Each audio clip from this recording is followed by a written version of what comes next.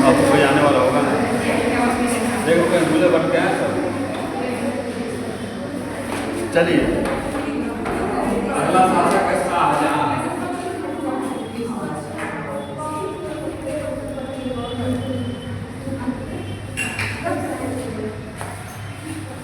दिख रहा है ना? शाहजहां, जिसका मूल नाम था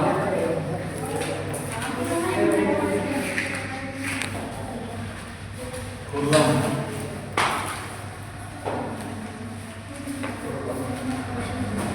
शाहजहां जहांगीर के बाद शासक बना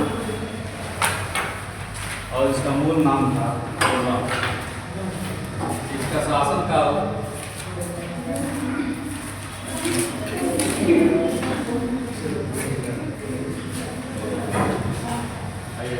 अब शांत हो जाओ। 1628 से 1658।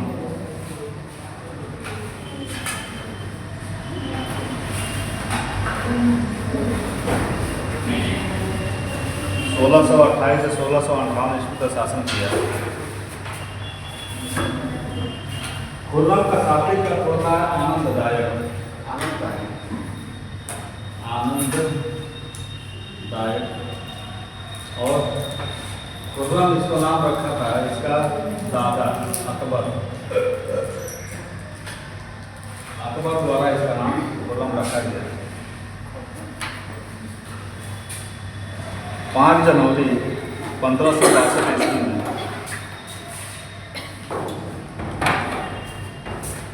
5 जनवरी 1592 ईस्वी में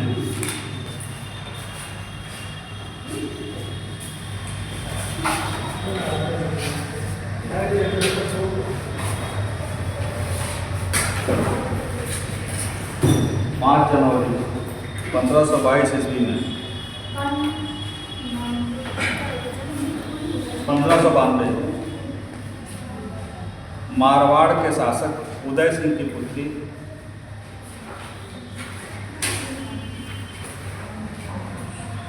मारवाड़ के शासक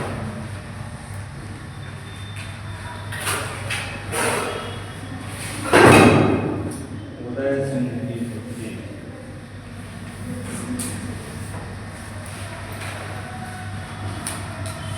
जगत गोसाई या जोधाबाई, दोनों नाम इनका था।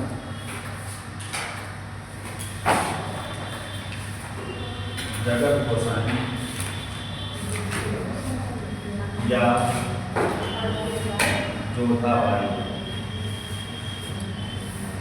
यहाँ आपको कंफ्यूज ना होना, जोधाबाई सलीम अर्थात इसकी दादी का भी नाम है,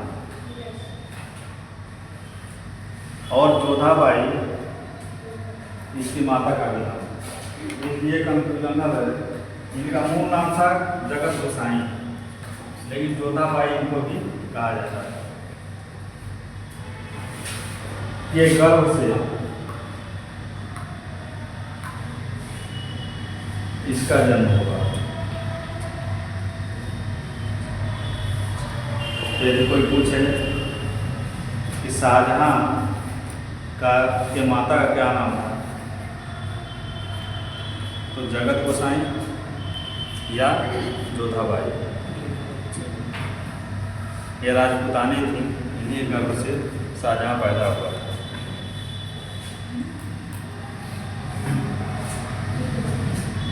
शाहजहां के 2 टीचर थे जिनसे प्रभावित था। शाहजहां के 2 शिक्षक थे जिनसे शाहजहां अति प्रभावित था। एक का नाम था मुल्ला बेग तबरेजी। मुल्ला बेग तबरेजी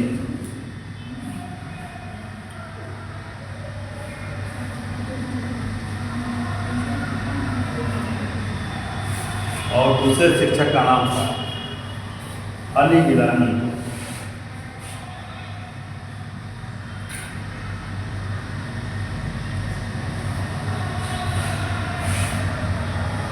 इसकी पहली शादी फारस के शाह मुजफ्फर हुसैन सफवी की पुत्री से हुआ। प्रथम विवाह।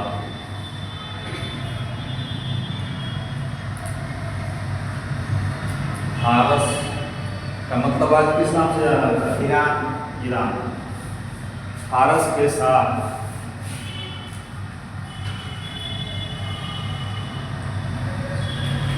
मुजफ्फर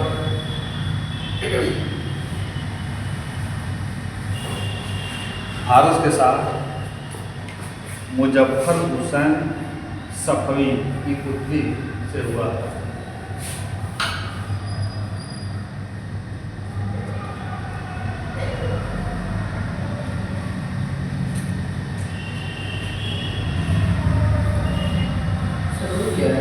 कौन?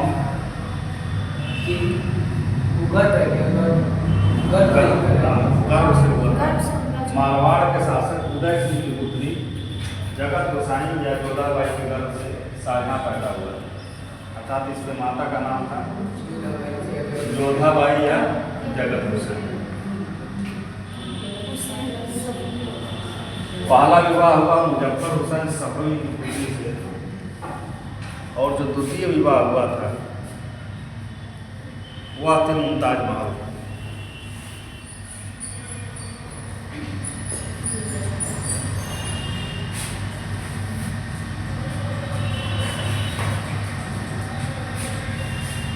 और द्वितीय विवाह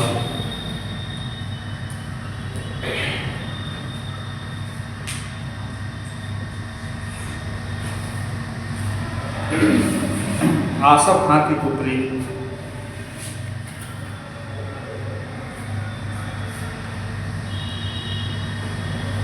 आसफ खां की पुत्री एवं नूरजहां की भतीजी अर्जुमंद बानो बेगम।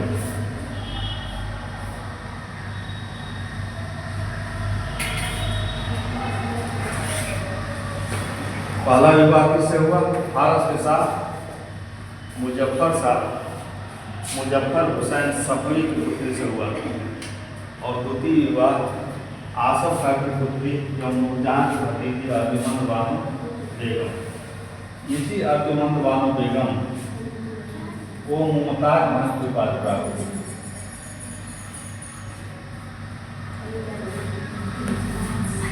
मुमताज महल, और इसी की याद में क्या बनाया गया था? ताजमहल। अर्जुमंद बानो बेगम के गर्भ से हुआ, और मुमताज महल इसको उपाधि मिली हुई थी। यही शाहजहां की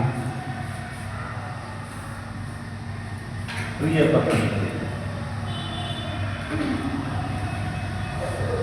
अर्जुमंद बानो बेगम, जिसको मुमताज महल की उपाधि मिली हुई थी, यही शाहजहां की सबसे प्रिय पत्नी थी, और इसी पत्नी से शाहजहां को 14 संतान पैदा हुए।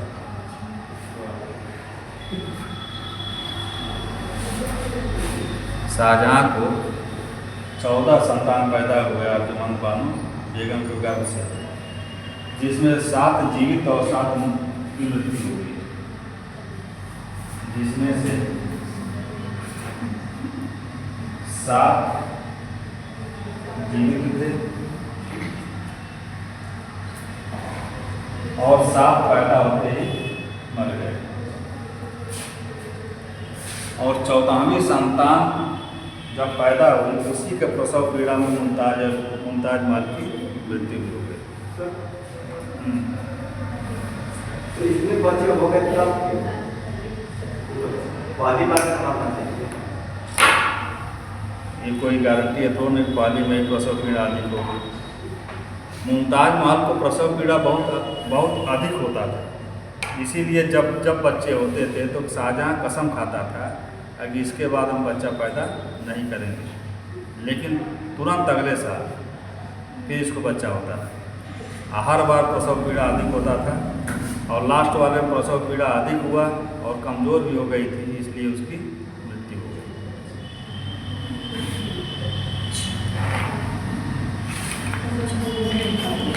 चलिए अगला हेडिंग दीजिए, शाहजहां द्वारा उठाए गए कदम या किए गए कार्य।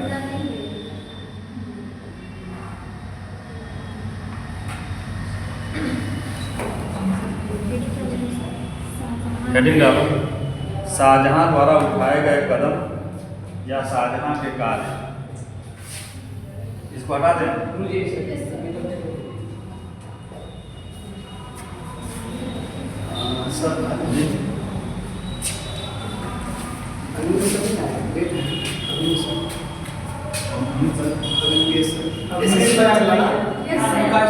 आज क्लास नहीं हुआ तो ये चल तो एसएससी वाला रहा है, एसएससी वाला है। हाँ जो क्वेश्चन बैठे को सबसे पहले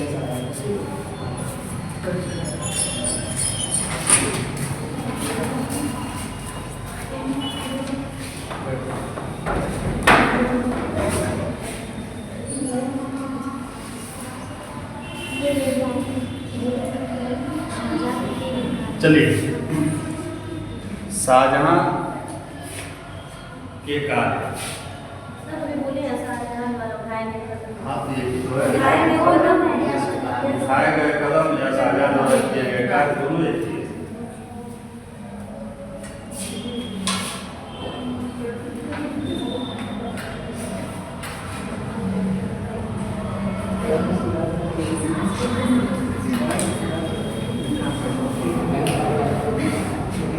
दोनों एक ही है। अभी कहा जाए मोदी जी कोई योजना लेके आए हैं तो यही कहा जाएगा मोदी जी द्वारा तत्काल में उठाए गए कदम या उनके द्वारा तत्काल में किए गए कार्य। चलिए, पहला काम क्या किया कि शासन संभालते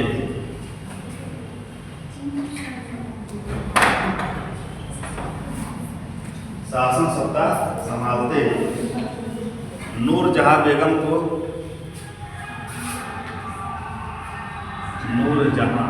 नूरजहां कौन है? किसकी पत्नी? नूरजहां उसकी सौतेली माँ हुई ना, जिसके पिता की पत्नी है तो सौतेली माँ हुई। नूरजहां बेगम को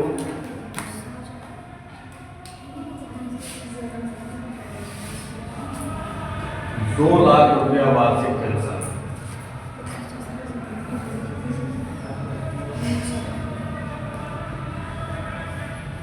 सन के साथ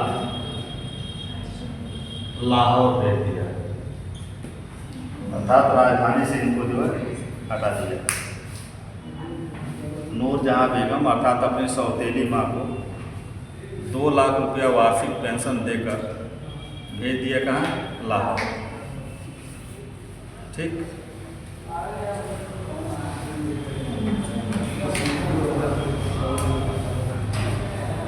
अपने ससुर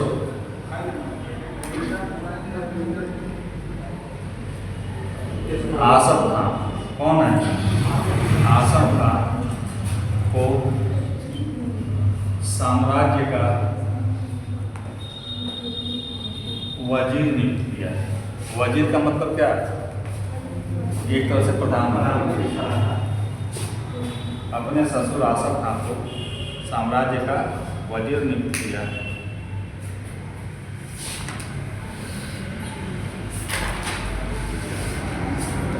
और 1632 ईस्वी में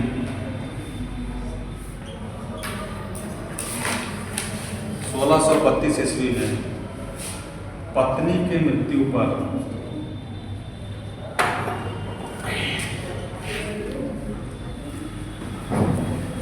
1632 ईस्वी में पत्नी की मृत्यु पर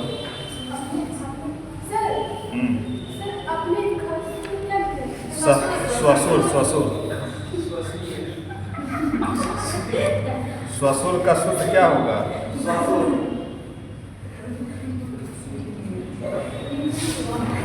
ससुर कैसे लिखती हो? आधा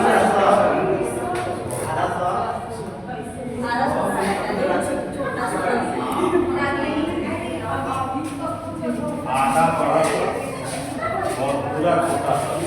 ससुर ससुर ससुर ससुर जो होता है, ससुर तद्भव, ससुर तद्भव। अब तद्भव शुद्ध होता है कि तत्सम शुद्ध होता है? बात करो, बात करो। ससुर तद्भव है, ससुर तद्भव है। तद्भव अशुद्ध होता है कि शुद्ध होता है? तद्भव शुद्ध होता है, तत्सम शुद्ध होता है। तो ससुर शुद्ध लिखा जाता है आधा बड़ा सा स्व शुद्ध। समझे? अब उसको पढ़ रही है खसुर। ससुर को खसुर कहो फिर। तो लिखा का मतलब तो यही तो देखो कि आधा कुछ 100 होता है, और जो खसुर लिखा जाता है खसुर ऐसे लिखा जाएगा ना।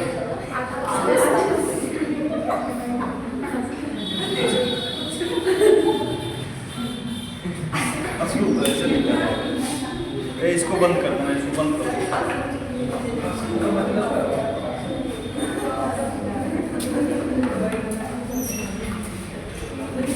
1632 ईस्वी में पत्नी की मृत्यु पर ताजमहल की नींव रखा।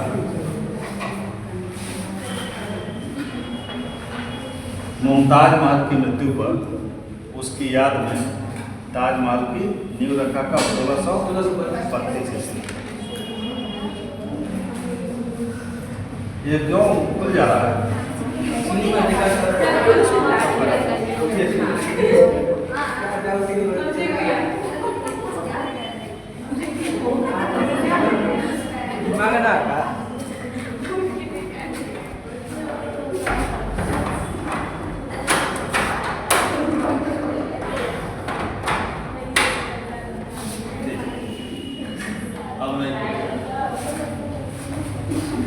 और दिल्ली में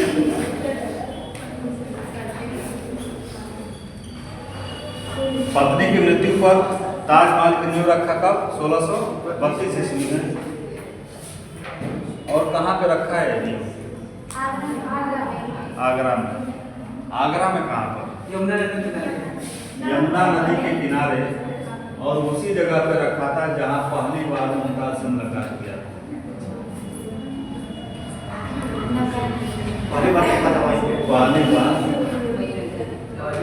मुमताज महल से। उसी जगह को भी याद करवा दिया, नहीं उस जगह को भी याद करवा। हाँ, दरअसल शिकार खेल रहा था तो उसी में मुमताज महल जंगल में ही टाल रही थी, तो ये तीर चलाया हिरन को देख के, और वो तीर जाके जो है लग गया मुमताज महल के दुपट्टे।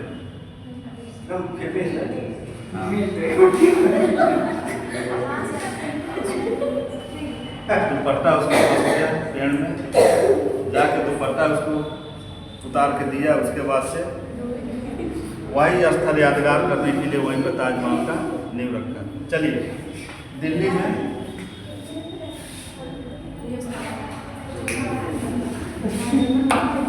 इतिहास जानते हो क्यों पढ़ा जाता है? इतिहास पढ़ा जाता है कि जो हमारे पूर्वज जो किए वो हम ना करें। हाँ? मतलब जो गलती उसका परिणाम अगर जो गलत आया तो उससे हम बचें, और जिसका परिणाम अच्छा है उसको हम करें। इसका एक ऐसा काम था इसका। ये 80% नकारात्मक था, 20% कैसा नकारात्मक था? इसमें जितना खाना था सब खाली कर दिया, नहीं भी मिलता तो नहीं करवाया। ठीक है, उस समय तत्काल किए तो कैसा खजाना खाली हुआ, लेकिन आज कभी ताजमहल इस बीच में घूमने गए? कितने वहाँ विदेशी आते हैं? अब विदेशियों से टिकट कितना लिया जाता है? जब हम गए थे तो उस समय 275 रुपये इंडियन से टिकट लिया जा रहा था, और विदेशियों से शायद 700 या 900 रुपये लिया जा रहा था। ताजमहल बना 1632 में नींव रखा, ये बन के जो है 1645-46 में तैयार हुआ। 9 लाख चांदी की मुद्राएं खर्च हुई थी, और तब से हम कितना वसूल लिए हैं। ये कौन जानता था कि पर्यटन होगा, हमको वसूलेंगे उसी हिसाब से।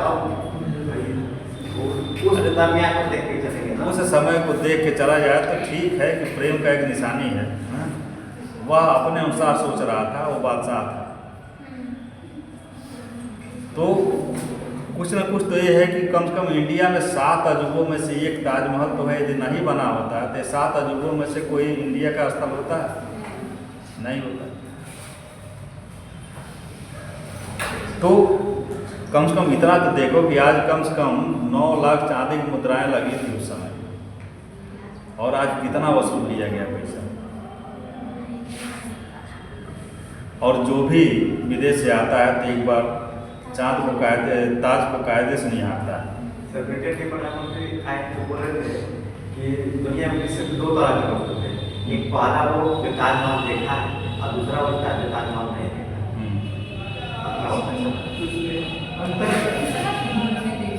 ठीक है, वो अपने अनुसार बोले कि जो ताजमहल नहीं देखा वह ताजमहल के बारे में नहीं जाना, और जो ताजमहल देखा वो ताजमहल को बनवाने वाले की भावना को तो कम से कम समझा। और आज भी ताजमहल में एक से एक बड़े सेलिब्रिटी आते हैं देखने के लिए विदेशों से, और सब लोग उसी चबूतरे पर बैठते हैं जहाँ जिस चबूतरे पर बैठ के शाहजहां जो है ताजमहल को देखता था। नहीं, मुसम्मन बुर्ज जो नहीं है, मुसम्मन बुर्ज में तो वो कैद हुआ था, वहाँ से भी देखता था। लेकिन जैसे कि जब वो बन के तैयार हुआ, जिस समय कैद नहीं हुआ, तो जो सामने एक चबूतरा दिखाई देता है ना, वहीं पे वो एकटक बैठ के चलता है। नहीं, तो वो जो चबूतरा जिस पर बैठता था वह अभी जाओगे तो अलग है, उसी पे बैठ के लोग फोटो खिंचवाते हैं। जैसे जब इधर से जाओगे तो राइट साइड में जो बड़ा सा चबूतरा है चौकी नुमा, वही उसी पे ताजमहल बैठ को देखते हैं। समझे? तो बैठे थे उस पर। ठीक है, वहाँ पे भी बताओ कितना रोजगार जनरेट हुआ। जो साइड में बनाया गया है गेट वगैरह, तभी तो अजूबों में शामिल है यार। ऐसे अजूबा में शामिल होता है थोड़ा। भीतर कुछ है नहीं, अंदर एकदम खोखला है। तो ये बताओ किसी की समाधि में होता क्या होता है? बताओ समाधि में क्या होगा? उस व्यक्ति का जो है डेड बॉडी होगा, और भी डेड बॉडी इतने 100 वर्षों का हो गया कि उसमें बस कंकाल बचे होंगे। अब क्या देखना चाहते हो ताजमहल?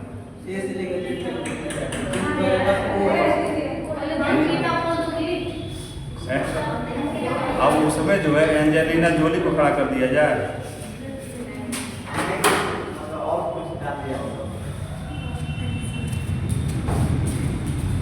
और कुछ काम दिया उसका फोटो, तो इस्लाम में फोटो वर्जित है, जानते हो? चलो ठीक है। दिल्ली में लाल बलुआ पत्थर,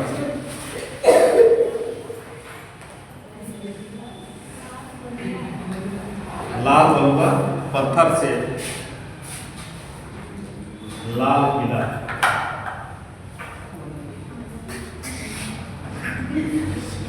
का निर्माण हुआ है।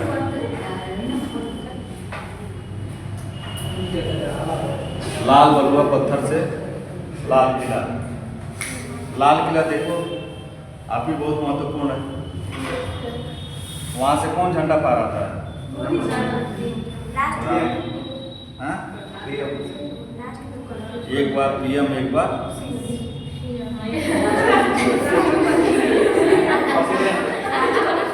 प्रेसिडेंट। अब प्रेसिडेंट कब फहराते हैं? 26 जनवरी।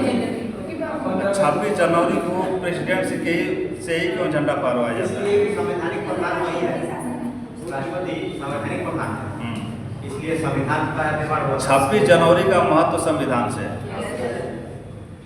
और संविधान ही उस पद का सृजन करता है, ठीक ना। और 15 अगस्त को प्रधानमंत्री इसलिए फहराते हैं कि इस पद का सृजन तब हुआ जब भारत तुरंत आज़ाद हुआ, उसी समय इस पद का सृजन हुआ। तो वही फहराए। आर्टिकल में तो प्रधानमंत्री का भी पद दिया गया, तो इसको भी जोड़ा जाएगा। वो तो है, तो वो भी तो संवैधानिक पद हो जाएगा। संवैधानिक पद है, लेकिन उस समय भी संविधान नहीं लागू हुआ। संविधान आया था 15 क्या 1947 के बाद प्रधानमंत्री कोई बना था क्या? कौन? कोई बना होगा? सर मान लीजिए जब देश आजाद हुआ तो कोई प्रधानमंत्री के तौर पर झंडा फहराया? उसके पहले से ही 46 से ही अंतरिम सरकार चल रही थी, अंतरिम सरकार। और उस अंतरिम सरकार के हेड कौन थे? जवाहरलाल नेहरू। तो इसलिए अंतरिम सरकार के प्रमुख होने के नाते जब देश आज़ाद हुआ तो झंडा जो है प्रमुख बना, ठीक ना। उस समय राष्ट्रपति के जगह पे जो पद था वह गवर्नर जनरल का था। तो उस समय गवर्नर जनरल कौन थे? Lord Mountbatten. और लॉर्ड माउंटबेटन के बाद कौन गवर्नर जनरल बना? राजगोपालाचारी। तब तक हमारे यहाँ संविधान लागू हो गया और संविधान में गणतांत्रिक व्यवस्था लाई गई, इसलिए गणतंत्र का हेड कौन है? राष्ट्रपति। तो इसलिए 26 जनवरी को राष्ट्रपति झंडा फहराते हैं, ठीक। इसके पीछे यही लॉजिक है। तो लाल बलुआ पत्थर से लाल किले का निर्माण करवाया। अगला काम, इसमें इतना स्याही भर दिया है।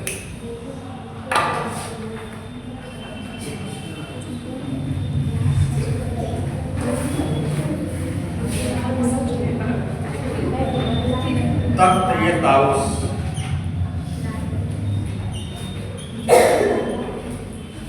तख्त-ए-ताउस या मयूर सिंहासन।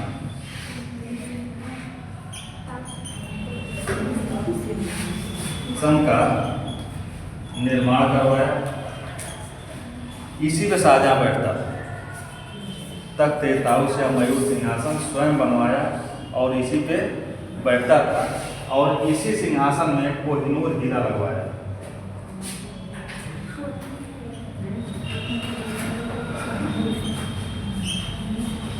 और इसको कौन लेके चला गया? विक्टोरिया की तत्काल उस समय कौन लेके गया था? शाहजहां के बाद। विक्टोरिया की महारानी तो बाद में पाई।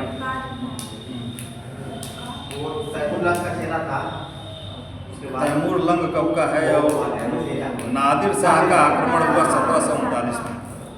तो नादिर शाह कोहिनूर हीरा तो ले ही गया, ये तख्त-ए-ताउस ही लेके चला गया। किसकी? उस टाइम तख्त-ए-ताउस जो बना हुआ था टोटल से सोना और चांदी से। तो एग्जैक्ट कीमत तो नहीं, लेकिन उस समय के लिए बहुत महंगा सिंहासन था। दुनिया का सबसे महंगा सिंहासन था तख्त-ए-ताउस। इसको लेके चला गया नादिर शाह 1739 में, और वहाँ से कोहिनूर हीरा किसको मिला?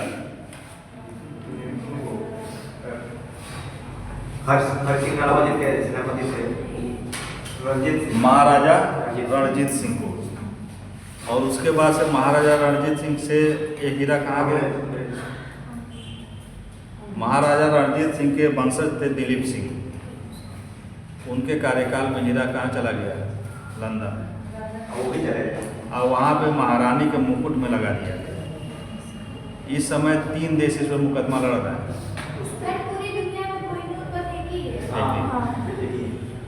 और ये गोलकुंडा के खान से निकाला गया था।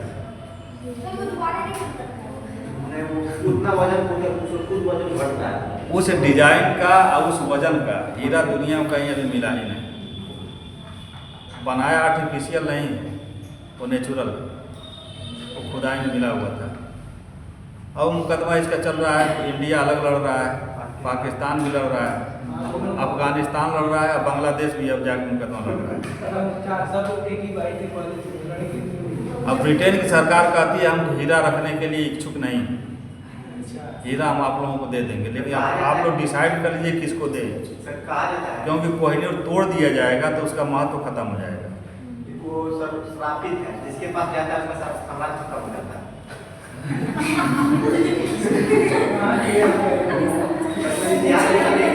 जिसके पास गया वो समाप्त हो गए, बेदखल घर से बेदखल हो गए, जिसके पास गया। अभी बताओ 1849 में कोहिनूर लंदन गया।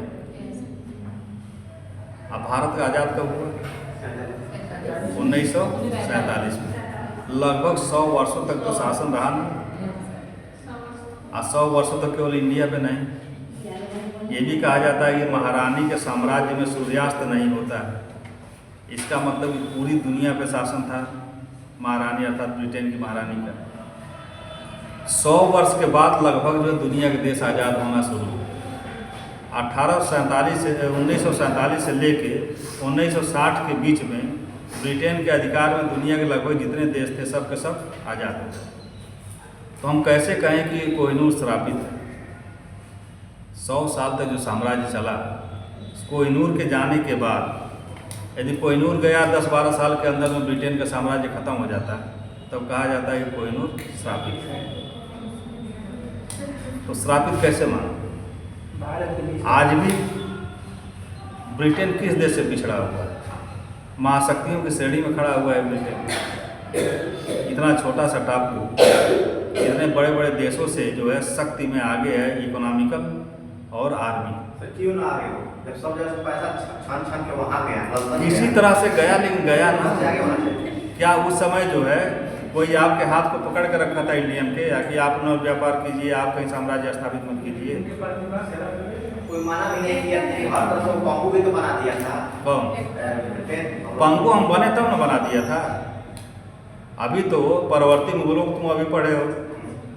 क्या तुमको लग रहा है क्या कि वो भारत पे शासन करने के लायक कोई शक्ति थी यहाँ पे? तो जब हम स्वयं नालायक हो जाएंगे तो कोई बाहरी हमारे पर अधिकार तो करेगा। तो सबसे पहले जो है किसी पे अंगुली उठाने के पहले अपने आप को, अपने घर को देखना चाहिए कि हम स्वयं उस दौर में नालायक हो चुके थे। चाहे मराठे हो, बंगाल का नवाब हो, अवध का नवाब हो, या फिर कर्नाटक की शक्तियाँ हो, या मुगल बादशाह, कहीं पे भी 1-2 युग के बाद, 1-2 स्टार्टिंग पीरियड में योग्य हुए, उसके बाद से बताइए कोई भी योग्य हुआ उस खानदान में? आज जो योग्य हुआ तो उसके ऊपर भी तो जिम्मेदारी है कि हम कुछ ऐसी व्यवस्था लेके आएँ जिससे कि हमारा जो है आने वाली पीढ़ी अगर कमज़ोर भी हो तो शासन करती रहे। ऐसा नहीं है कि ब्रिटेन में पैदा होने वाले सब लोग योग्य ही थे। तो वहाँ की व्यवस्था योग्य थी, वहाँ की व्यवस्था योग्य थी। आज हमारे देश में कोई अंगुली क्यों नहीं उठा पाता है? क्योंकि व्यवस्था योग्य है। हम किसी एक के भरोसे नहीं रहे। आज़ाद हुए, संविधान का नींव रखती है और एक ऐसा संविधान बनाए जो दुनिया का सबसे सफल संविधान है, और ऐसे शासन प्रणाली को अपनाए जो दुनिया का सबसे सफल लोकतांत्रिक प्रणाली है। तो कुछ ना कुछ हमारे योग्य लोग मानते हैं। अकबर योग्य था, औरंगजेब भी योग्य था। इन लोगों को कुछ ऐसी व्यवस्था करनी चाहिए ना। उस समय तो ब्रिटेन में ऐसा किया जा रहा था। ब्रिटेन में वहाँ पे इस तरह का किया जा रहा था, तो व्यवस्था योग्य आ गई। तो जब व्यवस्था योग्य आ गई तो उसके अनुसार शासन करने वाले आ गए। और जब हम केवल अपने परिवार को लेकर चलेंगे ताकि शासन पे हमारे परिवार का ही केवल अधिकार हो, तो शासन अस्थायी नहीं हो सकता। अभी आज भी देखा जाए तो बीजेपी शासन कर रही है और राजनीतिक विश्लेषक ये भी कयास लगा रहे हैं कि अभी करेगी। उसी 70, 80 और 90 के दशक में एक बहुत क्रांतिकारी पार्टी पैदा हुई, समाजवादी पार्टी, उत्तर प्रदेश में। लग रहा था कि ये भी जो है नेशनल स्तर पर शासन करेगी, लेकिन गलती क्या हो गई? समाजवादी पार्टी की जो व्यवस्था है वो लोकतांत्रिक नहीं हो पाई। और जब लोकतांत्रिक नहीं व्यवस्था हो पाई तो परिवारवाद आ गया।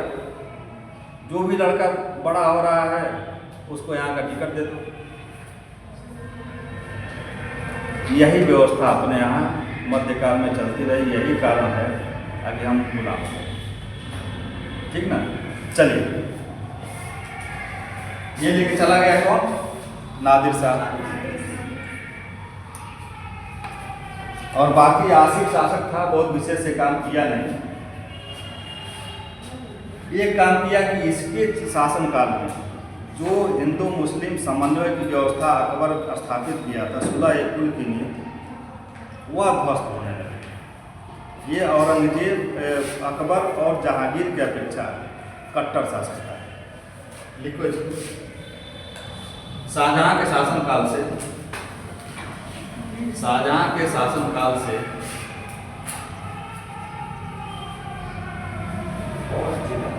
शासन में शाहजहां के शासनकाल से शासन में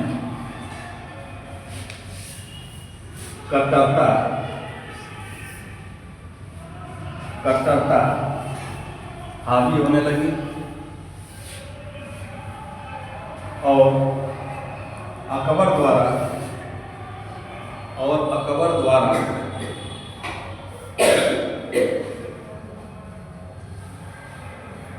धार्मिक सहिष्णुता की नीति को त्याग दिया गया। अकबर द्वारा अपनाए गए धार्मिक सहिष्णुता की नीति को त्याग दिया गया। धार्मिक सहिष्णुता सहिष्णुता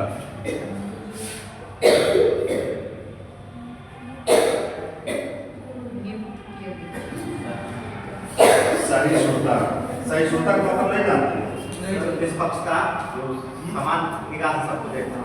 सहिष्णुता का मतलब ये है कि अपने पे भरोसा रखो, लेकिन दूसरा जो कर रहा है उसका अंगुली मत उठाओ। अर्थात सबको जो है कुछ भी करने का अधिकार है।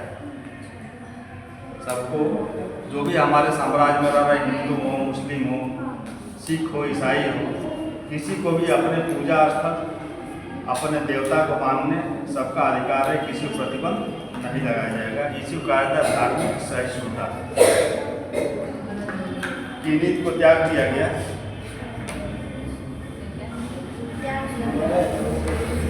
अकबर के बलबन के काल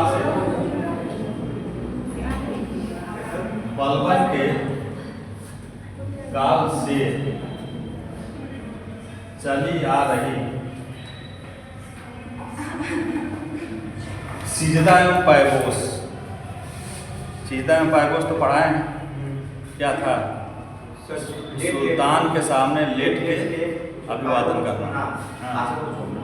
बलबन के काल से चली आ रही सिजदा एवं पायबोस, ये क्वेश्चन पूछा गया है कि सिजदा एवं पायबोस को समाप्त करने वाला शासक कौन है? चली आ रही सिजदा एवं पायबोस की प्रथा को समाप्त कर दिया। बलबन के शासन काल से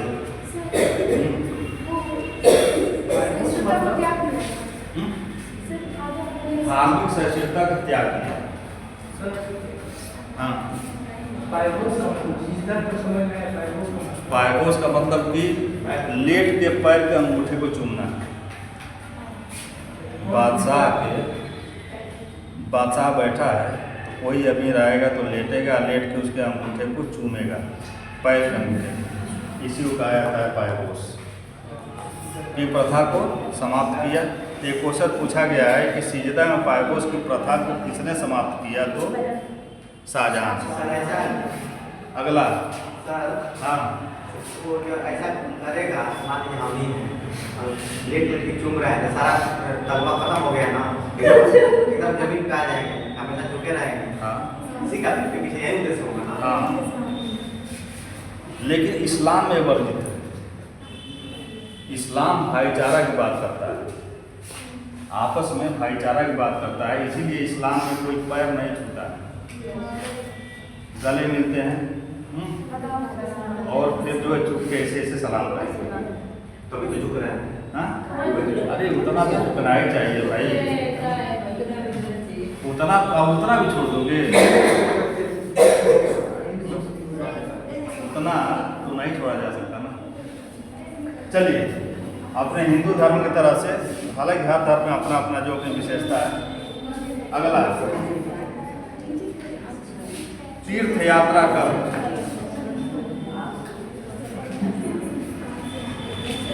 तीर्थ यात्रा कर कौन समाप्त किया था? अकबर समाप्त किया था। और तीर्थ यात्रा कर को पुनः लागू कर दिया।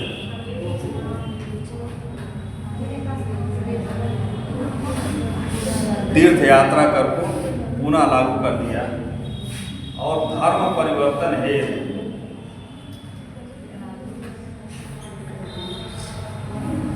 के लिए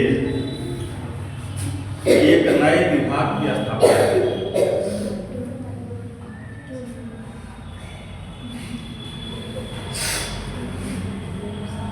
औरंगजेब के बारे में कहा जाता है कि वो अचानक कट्टर नहीं हुआ था।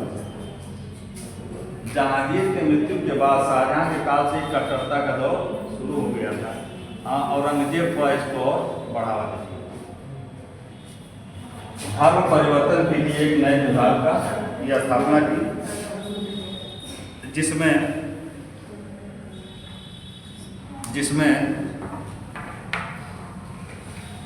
विविध धर्म के लोग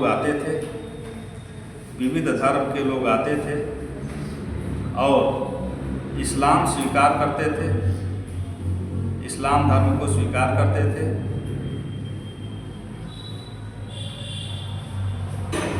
और पुरस्कार लेकर वापस चले जाते थे।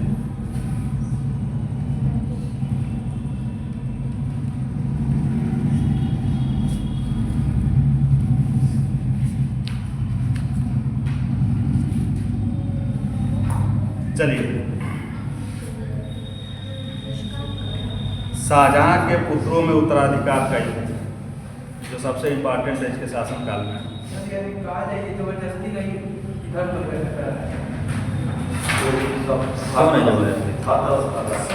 इनाम सोच रहा था, जबरदस्ती कराएगा। यही तो जबरदस्ती है कि जब शासन के लोग कमज़ोर हैं। आज ये बताओ, इस समय आए दिन पेपर में आता रहता है कि ईसाई धर्म में लोग कन्वर्ट हो गए। तो कन्वर्ट होने वाले कौन हैं? जो गरीब लोग हैं। ईसाई धर्म में कहता है कि हमारे धर्म को स्वीकार करो, हम तुमको आर्थिक मदद देंगे और अपने यहाँ से अपने ईसाई लड़कियों से आपकी शादी करा देंगे। ठीक, तो जो कंगाल है उसकी शादी भी नहीं हो रही। अब पैसा नहीं है तो कंगाल भी है। तो जब शादी भी हो जा रही है और पैसा भी मिल जा रहा है, तो क्यों नहीं धर्म परिवर्तन करेंगे? ये बताओ, अगर जो कुछ नहीं बने तुम कॉम्पिटिशन पास करके, तो शादी में दिक्कत आएगी कि नहीं? सर शादी भी तो करा रहे हैं। यदि तुम्हारे पिताजी बहुत अमीर हों तभी होगा, तो तुम्हारा मन चाह नहीं होगा। आप कैसे भी रहो, यदि एसएससी में सेलेक्ट हो गए, मान लो कि टैक्स असिस्टेंट बन गए, आरटीओ बन गए। कौन? आरटीओ, वहाँ आईटीओ बन गए, या फिर जो है वो बन गए, क्या नाम है, कस्टम इंस्पेक्टर बन गए, तो तुम इससे भी काले रहोगे ना।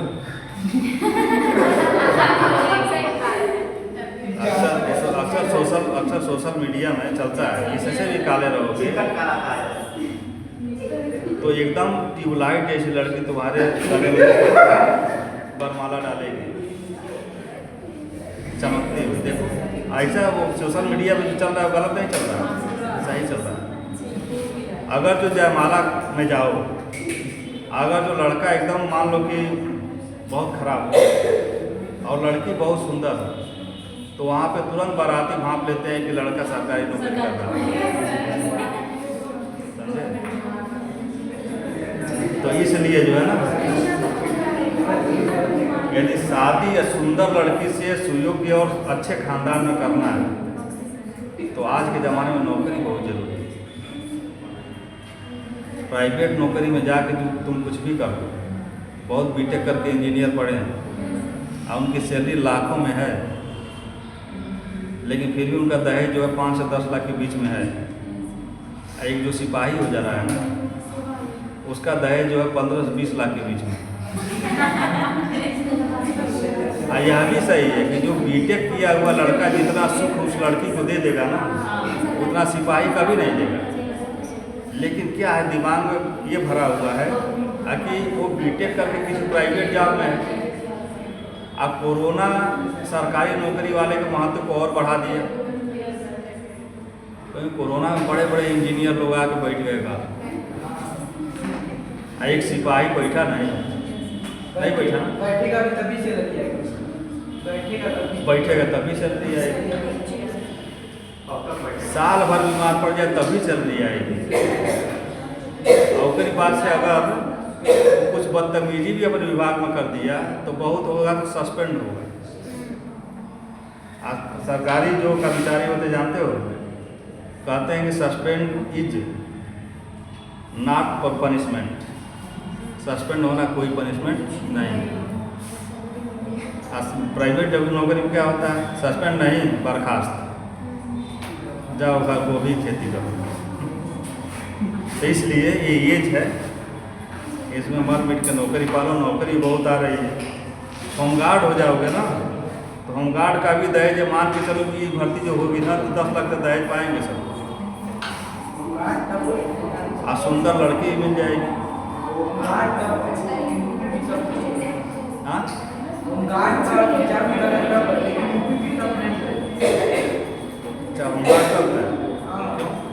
क्योंकि ज़्यादा जीके जीएस कितना पढ़े कोई बात ये भी ना है, और यूपी भी है तो उसमें रीजनिंग मैथ हिंदी ये सब पढ़ने के लिए एक मिल जाएगा, हाँ हमारा इतना नंबर आ जाएगा। अरे तो यार ये बताओ होमगार्ड में कितना जीके जीएस के महारथी कौन होते हैं? सिविल वाले होते हैं ना। तो क्या सिविल वाले होमगार्ड का फॉर्म डाले जाएंगे? जो सिविल का कमर कस लिया है वह बहुत करेगा तो एसएससी तक फॉर्म डाल देगा, अब होमगार्ड में नहीं जाएगा। वो सब एसएससी में भी जो अपने आप को धुरंधर मानेगा ना, वो भी होमगार्ड में फॉर्म डालेगा। तो होमगार्ड में फॉर्म डालने वाले कौन? वही लोग हैं जो ट्रेन वाली किताब पढ़े हैं, जो ट्रेन में नहीं जीके जीएस किताब मिलती है जिसमें 70% केवल गलत होता है। तो फाइट तो देखो, लड़ाई तुमको अर्जुनों से नहीं करना है, लड़ाई करना है तुमको दुशासन दुर्योधन से, जो साड़ी के सिवा कुछ देखे ही नहीं। इस समय अर्जुन भी बात उसमें उतर चुके हैं, इस समय अर्जुन भी सोच चुके हैं कि वैसे भी लग जाए तो नहीं, अब इतना नहीं अर्जुन गिरेंगे। अर्जुन को होमगार्ड तक न ले जाओ, उनके अंदर अपना भी है, उन्हीं से लड़ाई है जो साड़ी खींचने के सिवा कुछ नहीं जाने। तो जीके जीएस क्या पढ़ना है यार, जीके जीएस नॉर्मल पढ़ लो हो जाएगा। होमगार्ड में 40,000 वैकेंसी है। 40,000? हाँ 40,000। अब देखो उसमें बेनिफिट क्या है, सिपाही बनोगे 32,000 तनख्वाह पाओगे, 32,000। और कई बार से ये भी शर्त है कि अपने देवरिया को देवरिया में नहीं रहोगे, तुमको भेज देंगे सब मुरादाबाद में जाकर रूम लो। और जो होमगार्ड बनेगा वो देवरिया से बाहर जाएगा, तनख्वाह पाएगा 27,000। तो होमगार्ड जानते हो होमगार्ड क्यों थोड़ा ये बदनाम हो गए सब? होमगार्ड अपनी स्वयं वर्दी नहीं सिलवाए सब, वो मांग के वर्दी बांधते। अब जो लड़के जाएंगे होमगार्ड बन के ना, कंपटीशन दे के और दौड़ निकाल के, वो देखना 5,000 की वर्दी बनवा, बढ़िया जूता खरीदे। अब होमगार्ड को भी लाठी जगह पे राइफल लगता है। कहने का मतलब हम नहीं कर रहे तो होमगार्ड बनो, कहने का मतलब ये है कि सरकारी नौकरी का ये रेंज है। चलिए, शाहजहां के पुत्रों में उत्तराधिकार का युद्ध, ये युद्ध याद रखना, क्योंकि ये सब होमगार्ड से लेकर तुम्हारे टैक्स इंस्पेक्टर तक के सब पूछे जाते हैं। कितने युद्ध लड़े गए उत्तराधिकार के? 3 कैसे लड़े गए? लेकिन दो शाहजहां के पुत्रों में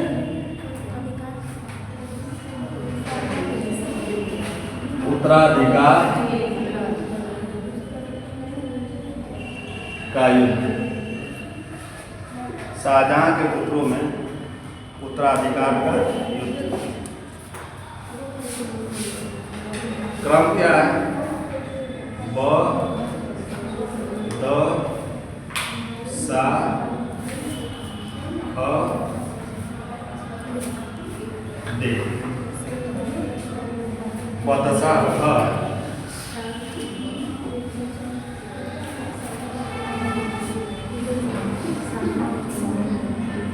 बदसा खदे।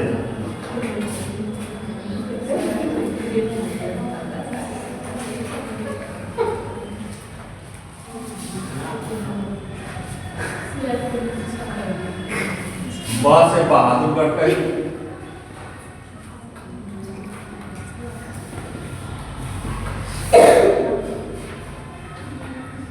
ध से धर्म कई।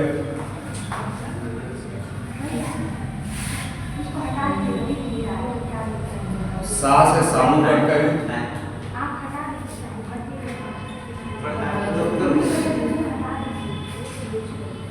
ख से खजुआ कई। और द से देवराई कई। इतने युद्ध लड़े गए शाहजहां के पुत्रों में राजा बनने के लिए। चलिए, बहादुर गढ़करी।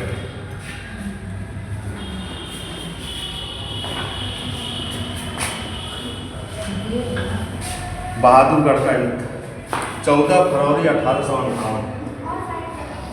और कितना साइड पर? फरवरी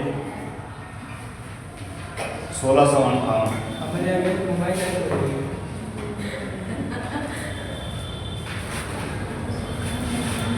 14 फरवरी 1658 में उत्तराधिकार का पहला युद्ध लड़ा गया। और किसके किसके बीच लड़ा गया था?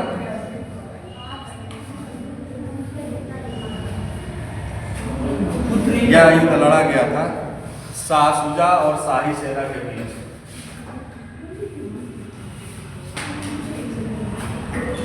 और शाही सेना सर उसके दोनों पुत्री थे। दोनों उसके पुत्री थे। दोनों पुत्र। शाहजहां के कुल मिला के 4 पुत्र थे। 7 पुत्र थे। 7 में 3 पुत्रियां थी। ठीक, अब ये दूसरा ऐसा करो कि एक और इन सबका नाम लिख लो, सब क्लियर होगा, नहीं तो इसी में ही फंसे होगे। इन 7 का नाम लिख लो। सबसे बड़ा पुत्र था जिसका नाम था दारा। सबसे बड़ी जो पुत्री थी उसका नाम था जहां आरा बेगम।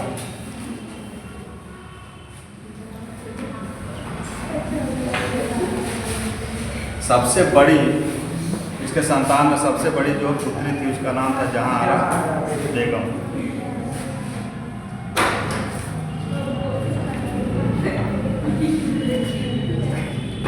इसका जन्म हुआ था 1614 ईस्वी में। सबसे बड़ी इसकी पुत्री थी जिसका नाम था जहां आरा बेगम। पैदा हुई थी कब? 1614 ईस्वी में।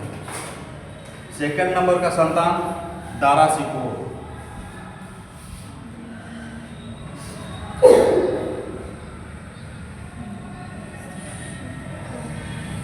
इसका तो नाम जानते हो, पढ़े हुए 6-7 लोग दारा सिकोह है। अच्छा, इसका जन्म हुआ था 1615 ईस्वी में। तीसरे नंबर पे शाह शुजा। तीसरे नंबर, दूसरा नंबर, पहले नंबर शाह शुजा।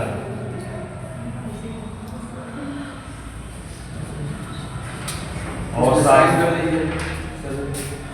शुजा का जन्म हुआ था 1616 ईस्वी। वाइट और पानी। ठीक है। शाह शुजा का जन्म हुआ था कब? 1616 ईस्वी में।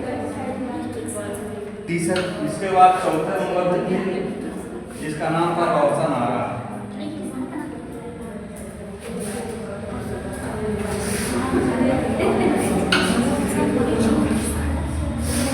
संतान के रूप में लड़की थी, जिसका नाम था रोशन आरा। रोशन आरा का जन्म हुआ था 1617 ईस्वी में। 1617 हर साल एक साल बढ़ाते चले जाते,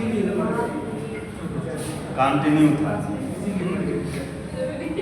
मतलब एक ही मास है। हाँ बस इसी से दूसरी जो थी उससे नहीं, ये 14 संतान इसी से हुई। चलिए 5वें नंबर पे औरंगजेब था।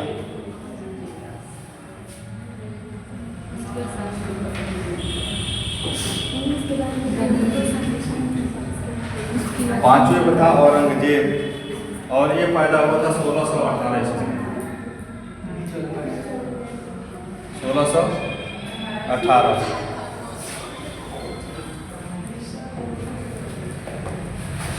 छठे पे था मुराद बख्श।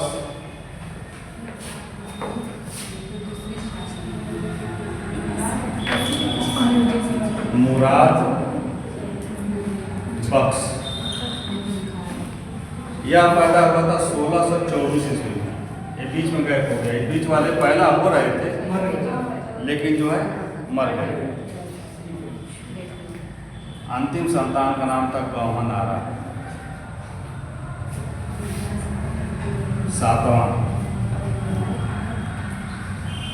गौहन आरा, ये पैदा हुई 1631 ईस्वी में। और इसी के पैदाइशी यही क्वेश्चन पूछा है कि किसके पैदा होते समय जो है मुमताज महल की मृत्यु हुई, तो यही एक गौहन आरा है। इसी के पैदा होते समय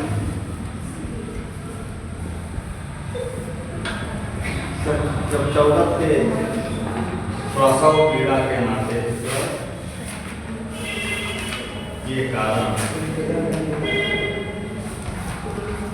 मुमताज की मृत्यु हो गई।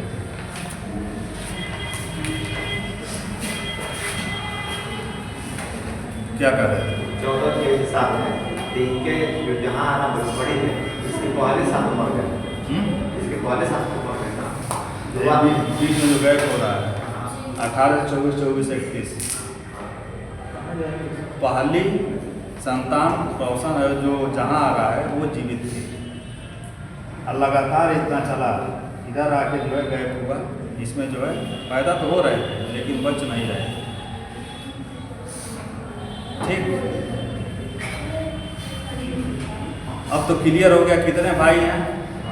4 भाई हैं। सबसे बड़ा है दारा, उसके बाद से कौन है? शाहसुजा। भाइयों को देखो, तीसरा भाई कौन है? औरंगजेब। और चौथा है मुराद बख्श। इन्हीं चारों में जो है सत्ता का संघर्ष हुआ। इसी को हम कहते हैं उत्तराधिकार का युद्ध। तो यहाँ शाहसुजा क्लियर हुआ कौन है? इसका भाई है। और शाही सेना का मतलब इधर जो है दारा की सेना है।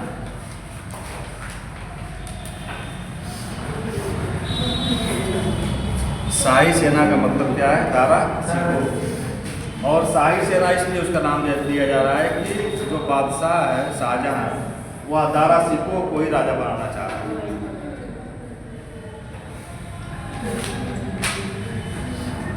तो पहला जो उत्तराधिकार का युद्ध लड़ा गया वो बहादुरगढ़ का युद्ध लड़ा गया। और यदि क्वेश्चन पूछ दे कि बहादुरगढ़ कहाँ स्थित है, कहाँ पे बहादुरगढ़? ये बनारस के पास एक जगह है। बहादुरगढ़ बनारस के पास स्थित है। शाहसुजा पराजित हुआ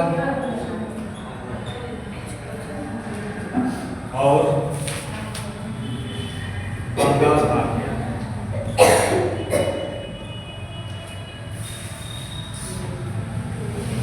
उत्तराधिकार के प्रथम युद्ध में या बहादुरगढ़ के युद्ध में शाहसुजा पराजित हुआ और बंगाल भाग गया और दारा सिकोह की सेना विजयी हुई।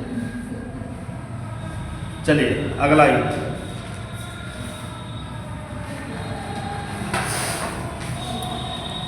धर्मत का युद्ध।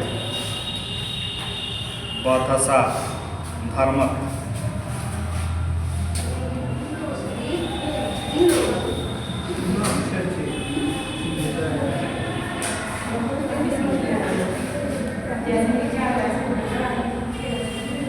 अगला धर्मक।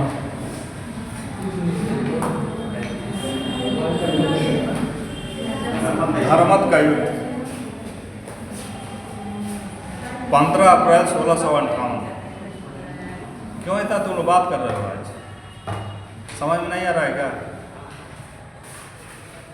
15 अप्रैल 1658।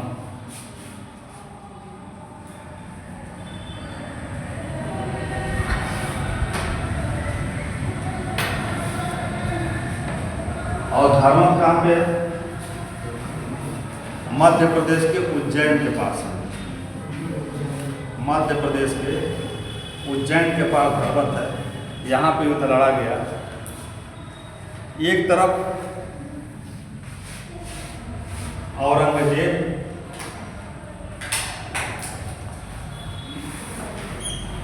प्लस इसका सबसे छोटा भाई कौन था? मुराद की सेना खड़ी हुई। एक तरफ औरंगजेब एवं मुराद की सेना और दूसरी तरफ शाही सेना। और इस सेना का नेतृत्व कर रहे थे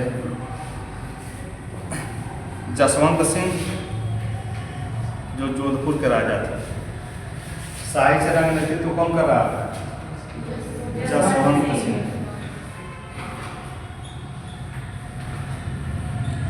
जोधपुर के राजपूत राजा थे। इस युद्ध में औरंगजेब विजय हुआ और शाही सेना क्या हो गई? पराजित हो गई।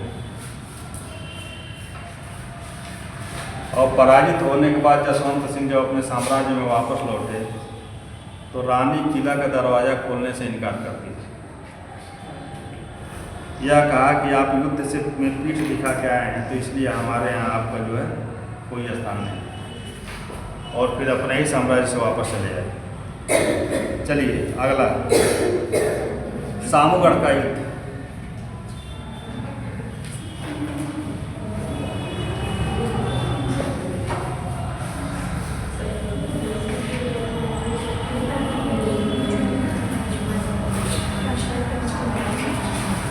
सामूगढ़ का युद्ध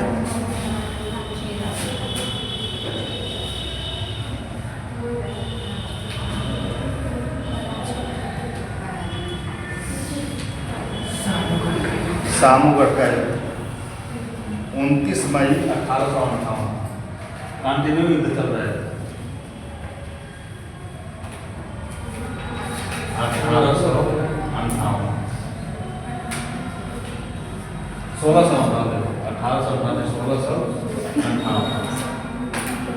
29 मई 1658। सामूगढ़ ये भी जो है दिल्ली के पास है। सामूगढ़ 1658। एक महीना बाद युद्ध हो रहा है।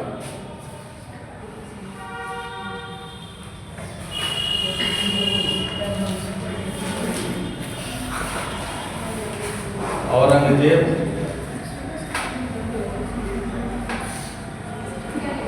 प्लस मुराद। कहाँ पे क्या पूछ रहे थे?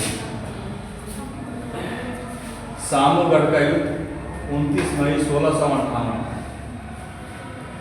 29 मई 1658।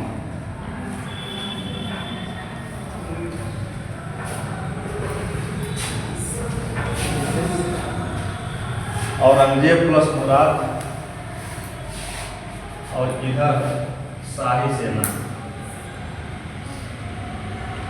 इसका नेतृत्व कर रहा था दारा शिकोह।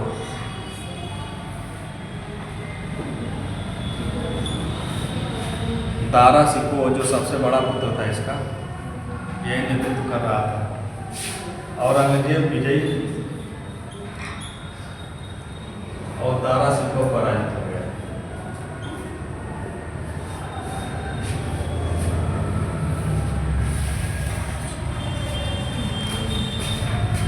और इसी युद्ध के बाद, नीचे लिखो एक लाइन, इसी युद्ध के बाद औरंगजेब का आगरा एवं दिल्ली पर अधिकार हो गया। आगरा एवं दिल्ली पर अधिकार हो गया।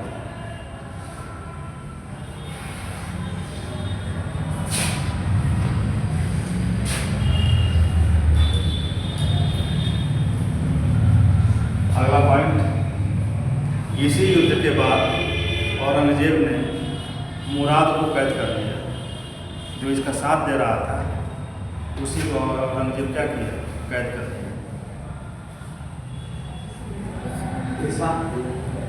जो साथ दे रहा था इसके भाई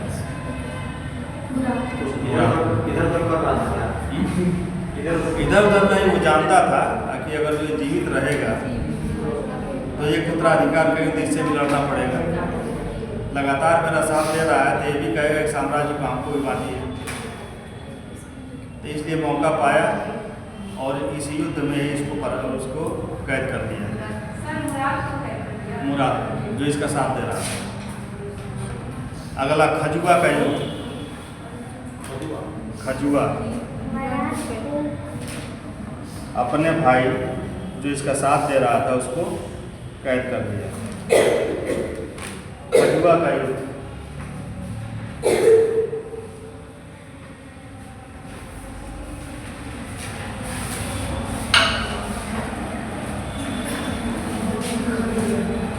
खजुआ का युद्ध।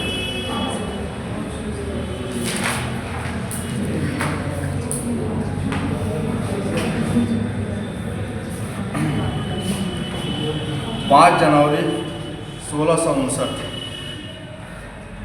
5 जनवरी 1659।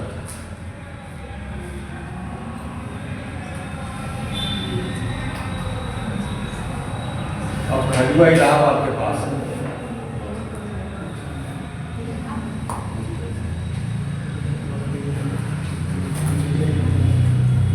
खजुआ नामक स्थान पे युद्ध लड़ा गया और खजुआ स्थित है कहाँ पे? इलाहाबाद के पास। ये युद्ध लड़ा गया था शाह शुजा, जो पहले उत्तराधिकार के युद्ध की शुरुआत करता है बहादुरगढ़ में और भाग गया था बंगाल। फिर ये चला आया इलाहाबाद युद्ध करने के लिए। और दूसरी तरफ है औरंगजेब।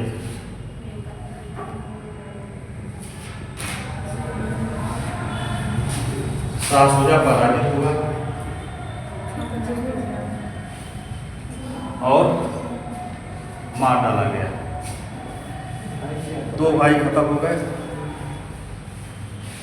औरंगजेब विजयी हो गया।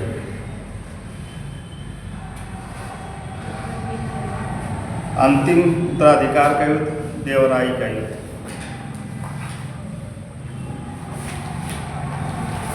देवराई का युद्ध।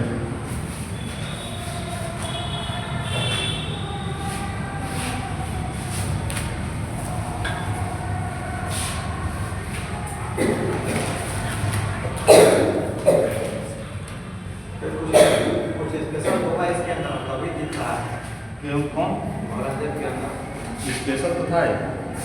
कभी कभी क्या होता है ना, बाप महतारी माँ बाप जब किसी के साथ अन्याय करते हैं ना तो उसके साथ प्रकृति जस्टिस करने लगती है। औरंगजेब शुरू से ही टैलेंटेड तो था ही, लेकिन जो टैलेंटेड होगा वह पिता की अयोग्यता को बर्दाश्त नहीं करेगा। इसका लफड़ा ये था जो तुम बात कर रहे हो कि उस समय के लिए इतनी बड़ी इकानमी को एक मकबरा बनवाने में खर्च करना उचित नहीं था। जब ये मकबरा बनवा रहा था मुमताज महल का था ताजमहल, उस समय औरंगजेब इसका विरोध किया था कि माँ मर गई तो मर गई, अब उसके ऊपर लेके जो है इतनी बड़ी इकानमी आप खर्च कर रहे हैं, ये ठीक नहीं। दारा सिकोह एक ऐसा पुत्र था कि पिता जो भी करे वो सही। दारा सिको राम टाइप का था। अभी दशरथ कुछ भी करे तो राम के निगाह में क्या है, बहुत अच्छा है। ये जो है प्रजा कल्याण के लिए ये कहता था कि प्रजा हित में नहीं हो रहा है, पैसा प्रजा का है, प्रजा के सुख दुख के लिए खर्च होना चाहिए, न कि किसी के मरने के बाद उसके मकबरे को बनाने के लिए। इसलिए क्या किया कि उसी समय से इसको बचपन से ही दक्षिण भारत के युद्धों में झोंक दिया गया। दक्षिण भारत में जो युद्ध चल रहे थे मुगलों से और वहाँ की क्षत्रिय शक्तियों से, तो इसको जो है दक्कन का सूबेदार बना के भेज दिया गया, जाओ युद्ध करो। जो रातों दिन युद्ध करेगा, आज जो रातों दिन बैठ के पिता के पैर दबाएगा, तो जब युद्ध भूमि में उतरेगा तो कौन विजयी होगा? औरंगजेब। यही वजह था कि वो कर्मठ और योग्य व्यक्ति था। उसको शाहजहां ने ही बहादुर की उपाधि दी थी। 14 साल का था उस समय शाही हाथी सरंग गई, जो सबसे विशाल हाथी थी। और यहाँ तक कि दरबार से मीर बख्शी जो सेनापति था वह भी जो है दरबार छोड़ के भाग गया। और 14 वर्ष की उम्र में वहीं पे एक भाला पड़ा हुआ था। औरंगजेब भाला उठाया और हाथी को मना दिया, बांध दिया। उसी समय शाहजहां उसको बहादुर की उपाधि दिया था। तो टैलेंटेड शुरू से ही था इन सब मामले में। अब ऐसा नहीं है कि मान लो कि सचिन तेंदुलकर इतने बड़े बल्लेबाज, उनके बेटे अर्जुन तेंदुलकर तो हमको कि रणजी भी नहीं खेल पा रहे हैं। खेलता है तो बॉलर है क्या? चलिए, देवराई का युद्ध जो उत्तराधिकार का अंतिम युद्ध था, 14 अप्रैल 1659। 14 अप्रैल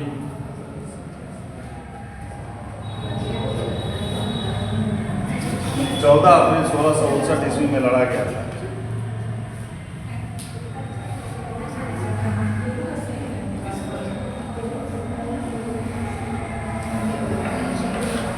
देवराई अजमेर के पास है, राजस्थान में। हाँ? कौन?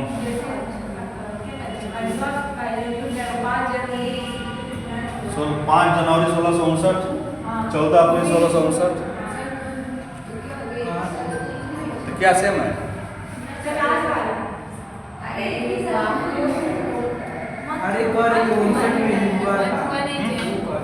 किस सन में हुआ था? क्या क्या करें?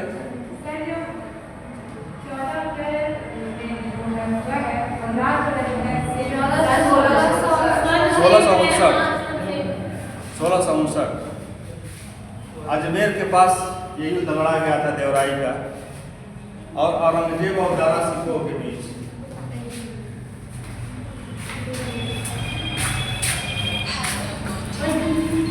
औरंगजेब एवं दारा सिकोह के बीच युद्ध लड़ा गया था।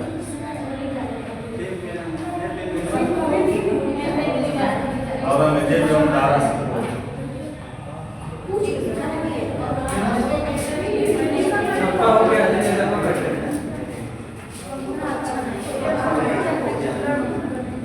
औरंगजेब एवं दारा सिकोह के बीच लड़ा गया। औरंगजेब विजयी हुआ। क्या बात है, तुम लोगों का कोई खत्म नहीं हो रहा है। अलग अलग बैठा दीजिए। अलग अलग बैठाते हैं। पंचायत करोगे जीवन में पंचायती करना पड़ जाएगा। सही में इन्हीं का सबसे ज्यादा नहीं, आवाज़ तो तुम लोग का भी आ रहा है।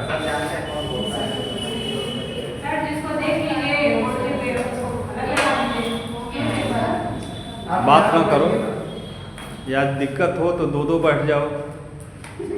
ये जो 3 बैठे हैं सब बीच में, हमको लगता है आवाज़ वहीं से आ रही है। चलिए, औरंगजेब और दारा सिकोह के बीच दारा सिकोह पराजित हुआ। क्योंकि देखो इतना ही पीरियड मिला हुआ है, हमें लगता है कि इतिहास खत्म भी होने वाला है पीरियड। अभी मॉडर्न हिस्ट्री टोटल बची हुई है। हम लगवा देंगे। लगवा दो, पेमेंट तुम दोगे? पेमेंट कौन देगा? सरकार 25 पीरियड का ही पेमेंट करेगी। सर दिन पेमेंट करेंगे। सब जैसे बच्चे से करेंगे। 3 घंटे का टाइम मिले तब ना, अभी तो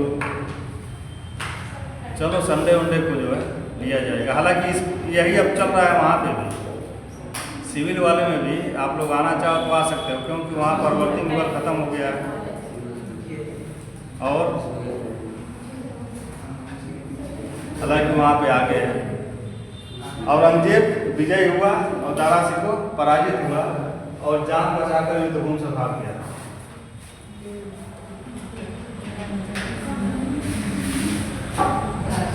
दारा सिकोह जान बचा के युद्धभूमि से भाग गया और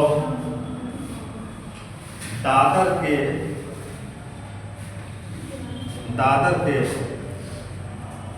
एक जमींदार मलिक जानी, नाम था मलिक जानी, के यहाँ शरण लिया।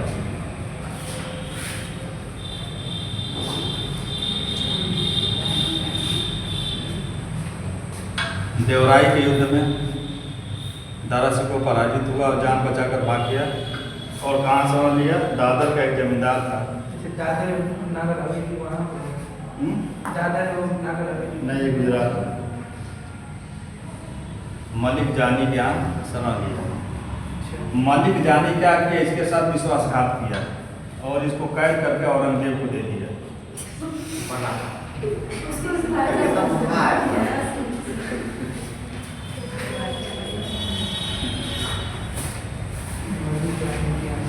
जानते हो एक कहावत है, जिसकी लाठी उसकी भैंस। मलिक जानी को भी पता था कि दारा इतना युद्ध लड़े शाही सेना के साथ, जब कभी जीत नहीं पाए तो साम्राज्य तो औरंगजेब का है और इनको छुपाने का मतलब कि सीधे औरंगजेब से दुश्मनी मोल लेना। इनको गिरफ्तार किया, गिरफ्तार करने के बाद इसको सौंप दिया। शरण नहीं लिया, हाँ? शरण नहीं लिया। ये बताओ, अगर शरण नहीं देता तो दारा को अरेस्ट कैसे करता? अगर जो अरेस्ट करके सौंपता नहीं तो औरंगजेब के साम्राज्य में बड़ा पद क्यों कैसे पाता?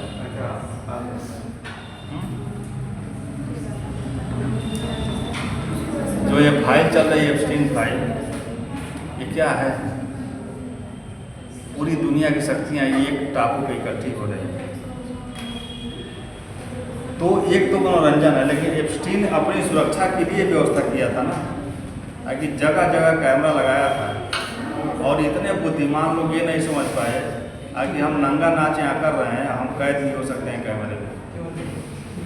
इतने दिन से नंगा नाच चल रहा था, वाइल्ड पार्टी हो रही थी, जंगली पार्टी। और जंगली पार्टी करने वाले लोग थे जो दुनिया को चला रहे हैं। दुनिया को चलाने वाले लोग पशु बनने के लिए पैसा दे रहे थे वहाँ।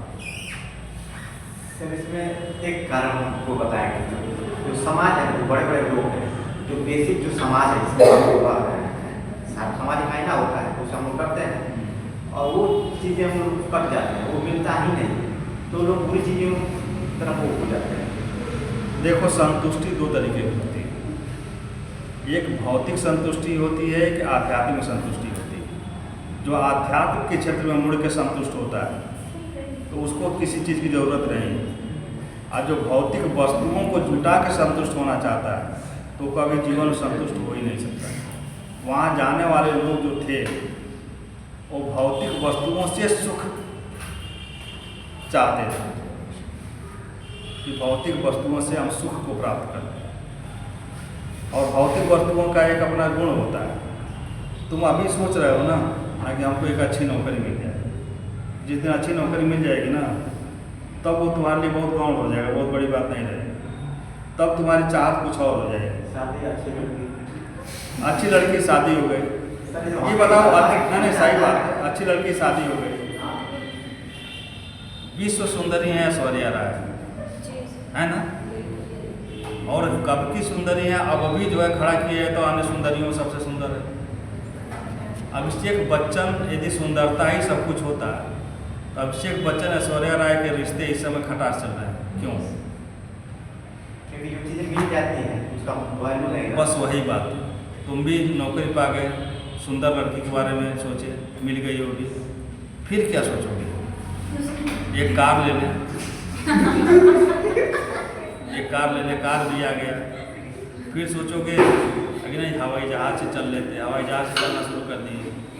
उसके बाद सोचोगे अब क्या करें? अब फिर तुम सोचोगे कि चलो ये बीवी ठीक है, चलो रह रही है, एक दूसरी के चक्कर में पड़ जाए, दूसरी मिल गई तो तीसरी के चक्कर में पड़ोगे। ये विलियम गेट्स वगैरह क्या है? इनके लिए बीवियाँ कोई बड़ी बात है थोड़ा ना, इनके लिए बीवियाँ बड़ी बात नहीं है। लड़कियाँ स्वयं लालायित है विलियम गेट्स से हमारी शादी हो जाए। तो ये लोग भौतिक वस्तुओं से सुख तलाशने वाले लोग, जो जीवन पर्यंत कभी सुखी नहीं होते।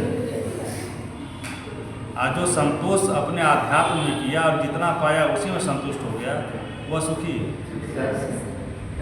कितनी अच्छी व्यवस्था हम लोग के समाज में है। आज के लेवल 1 से 25 तक सब कुछ करेंगे, और जो बनना शिक्षा लेना 25 से 50 तक गृहस्थ में रहेंगे, 50 के बाद अपने पुत्र को सौंप देंगे। आइए वही लोग हैं, 50 के बाद वाले लोग हैं जो आश्रम व्यवस्था, आश्रम का शाब्दिक अर्थ क्या होता है? इसमें सबका आश्रम का शाब्दिक अर्थ होता है आओ श्रम करें। अब श्रम किस लिए करें? जीवन को कैसे सुखमय बनाया जा सकता है। इसीलिए ये हुआ कि 25 वर्ष तक, 0 से 25 वर्ष तक हम जो है संस्कारपूर्ण तरीके से शिक्षा ग्रहण करेंगे। और जब हम शिक्षा ग्रहण करेंगे तो धर्म के नज़दीक रहेंगे, काम से और धन से दूर रहेंगे। 25 वर्ष की उम्र तक काम का मतलब क्या? अर्थात किसी भी मनो स्त्री से दूर रहेंगे और धर्म के नज़दीक रहेंगे। और जस्ट बात करता है हमारा आश्रम व्यवस्था कि काम, गृहस्थ जीवन में प्रवेश कर जाओ, गृहस्थ जीवन में प्रवेश करोगे, किसी शादी कर लो और शादी करके धर्ममय जीवन जियो। जिससे शादी की है उसी में विश्वास करो, उसी में सब कुछ ढूंढ लो। जिस दिन एक पत्नी संतुष्ट हो जाओगे ना, दुनिया की सारी सुंदरियां तुमको जो है गाँव लगेगी। लेकिन बहुत सुंदर ही शादी भी हो गई, आप देखेंगे नहीं, इसकी जो है भावा थोड़ा सा ऊपर चढ़ा हुआ है, नाक थोड़ा चौड़ा है, तो तुम खोजते रहो, कभी नहीं मिलेगी।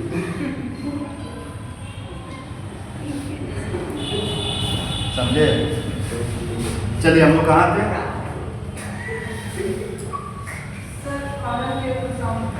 औरंगजेब को सौंप दिया।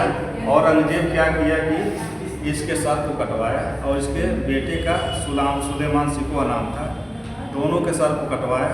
और कटवाने के बाद थाली में सजा के शाहजहाँ के सामने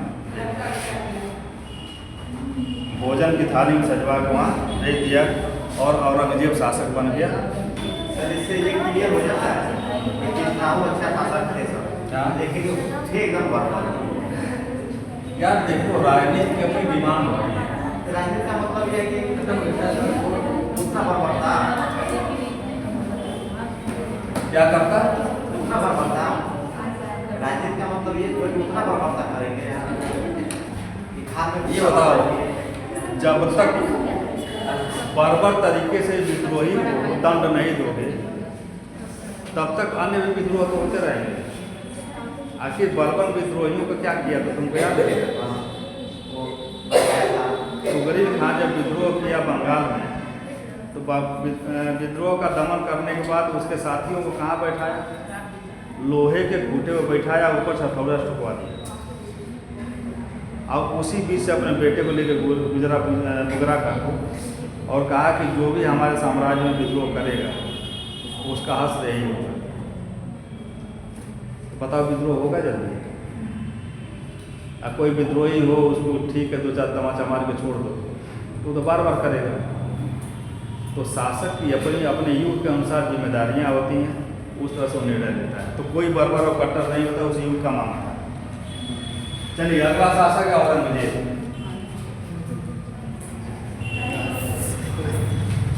कई बज गया? गुरु दिया गए हैं?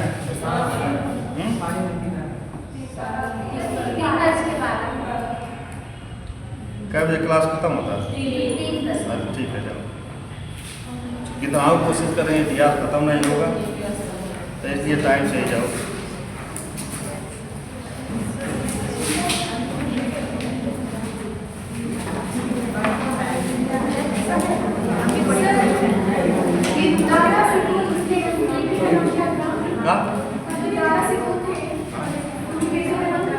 सुलेमान सिको।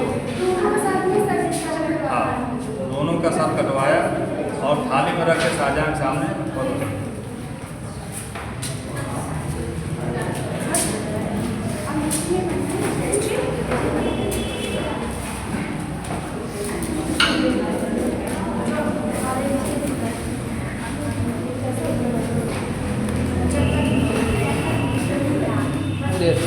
कहाँ से इतना बड़ा अच्छा क्वेश्चन है।